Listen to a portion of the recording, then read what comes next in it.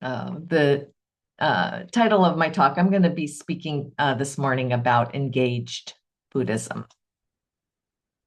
So engaged Buddhism, it refers to a more modern movement within Buddhism that applies Buddhist ethics, awareness, and compassion to social, political, environmental, societal, and community issues.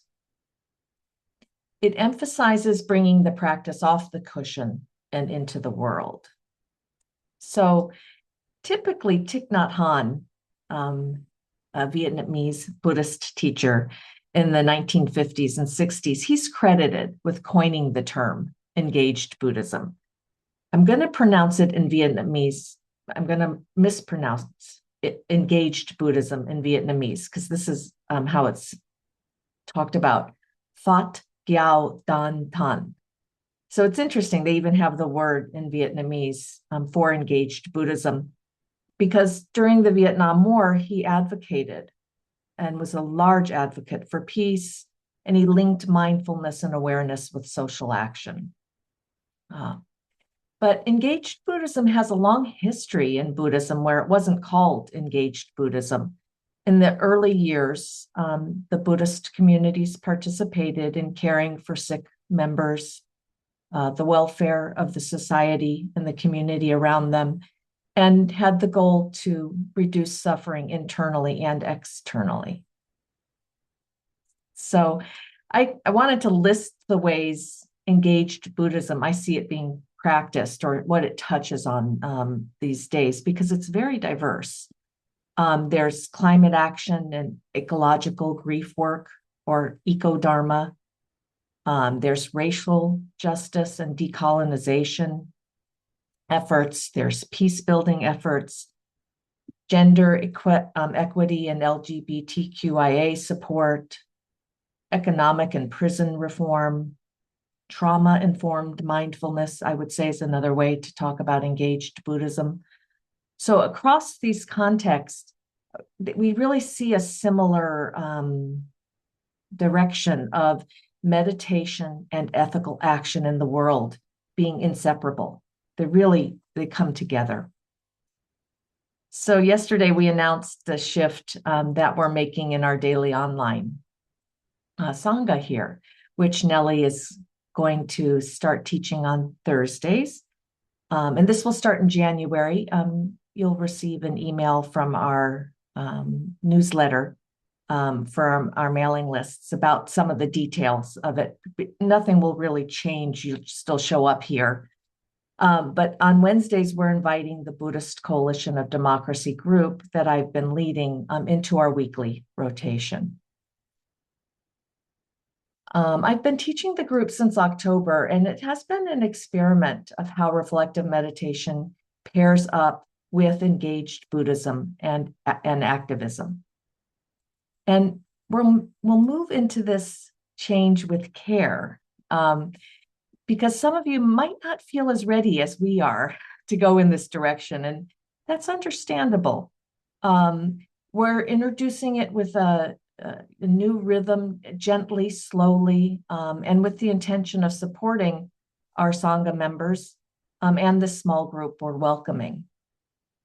One of the strengths, as I see it, of reflective meditation is its capacity to meet a wide range of human concerns, our wide range of human concerns, what's ever brought to the practice. And we trust that this pairing with an explicit direction of engaged Buddhism will deepen our practice rather than disrupt it. But still, I'm going to go back to the marks of existence, the characteristics of existence. Change is change, and in impermanence, even when expected and given warning, change is coming, it can still stir uncertainty or anxiety or, the unknown. So please know that you're not alone in that feeling. I feel some of that too. Because as we move through the transition together, we may have to figure out some of the details that we can't foresee. So this brings me to the contemplation this morning is, how we started. And I want to end with that today is in 2020, it was very clear that we were in a crisis. The pandemic was a crisis. Our worlds as we knew them shut down. And I want to borrow a term from Erin's Dharma talk last week. She called it collective trauma. And we shared that, even though it affected each of us differently. However, we were motivated to take action at that time. So the action was to form this group, to create a time where we could all come together and be in the collective trauma together. We had no idea how long the group would last. Obviously, it'll be 6 years in March. Who would want to continue to participate, how we would keep it running through volunteer cooperation and friendship and love. And that cooperation and friendship, it developed over time and deepened over time. And it's really the fuel for what keeps us going. So as we see the many crises that are happening in the world today, and as they affect us, and we have our reactions, our hopes, dreams, disappointments, fears, we want to bring all of that into the practice, into a reflective meditation setting. And we've done this before. So it was kind of like nice to really think about it this way is we've changed before. We came together, we've changed over the years. And we've invited people into something that we're still shaping. And we don't know actually where it will lead. But somehow it grew into a community that held us. And I have that trust and hope for making this slight shift, because that memory today of how we came together, it softened the edges of going into something new and the unknown. And, we've walked through uncertainty before, and we can do it again. And, here's the other news. We're going to have to do it again and again and again. So this is just another round of again, kind of until, our last again, we don't know when that will be, but we're doing it together. And that's just been very encouraging and hopeful. And I want to end on that assurance to you that we care for the way this group is going to develop.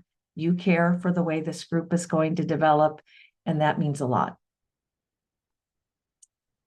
Okay, I think I've run out of fuel. It is now time